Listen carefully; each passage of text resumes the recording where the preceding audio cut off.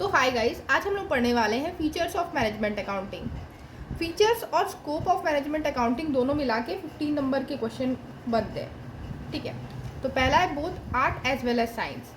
तो art as well as science क्यों? क्योंकि इसमें आर्ट के भी फीचर्स होते हैं और साइंस के भी फीचर्स होते हैं। आर्ट के फीचर जैसे सब्जेक्टिव जजमेंट, साइंस के कुछ फीचर्स जैसे सिस्टमैटिक होते हैं, based on formula and technique होते हैं, based on experiments and observations होते हैं। इसीलिए both art as well as science. ठीक है, अकाउंटिंग सर्विस क्यों?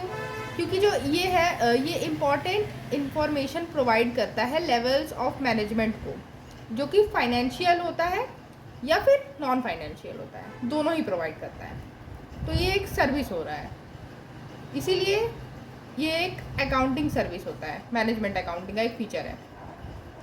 Third, integrated system. इंटीग्रेटेड मतलब होता है ग्रुप। ठीक है, तो ग्रुप या डिसिप्लिन यानी सब्जेक्ट। तो इंटीग्रेटेड सिस्टम जैसे कि डिफरेंट सब्जेक्ट्स आर कॉम्बाइंड, मतलब कि अब मैनेजमेंट में आ रहे हैं फाइनेंसिंग एक्टिविटी, कंट्रोलिंग के फंक्शंस आते हैं, फिर बहुत सारे फंक्शंस आते हैं।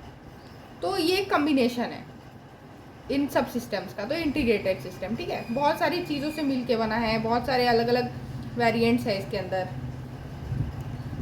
सब्जेक्ट्स हैं इसके अंदर। ठीक है, fourth, more concern with future. क्योंकि मैनेजमेंट मतलब भी क्या होता है कि हमें प्लानिंग से रिलेटेड है, बजटिंग, ये सब हम लोग फ्यूचर का ही सोच के करते हैं ना।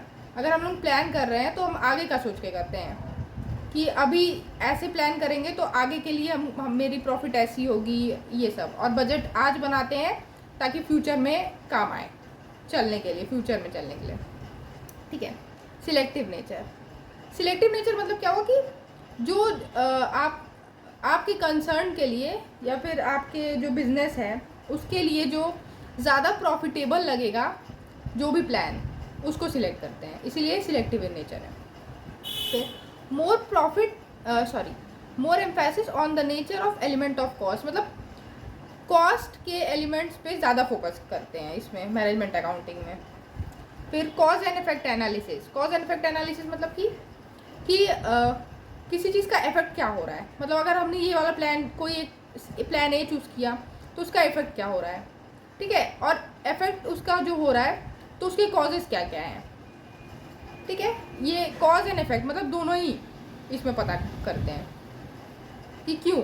बस जैसे कि फाइनेंसिंग एक्टिविटी में क्या होता है कि उसमें बस प्रॉफिट से मतलब रखते हैं, लेकिन इसमें प्रॉफिट आया तो क्यों आया, ऐसा हमने क्या किया था जिस वजह से प्रॉफिट आया, ये दोनों देखते हैं। कॉज एंड इफेक्ट एनालिसिस दोनों करते हैं।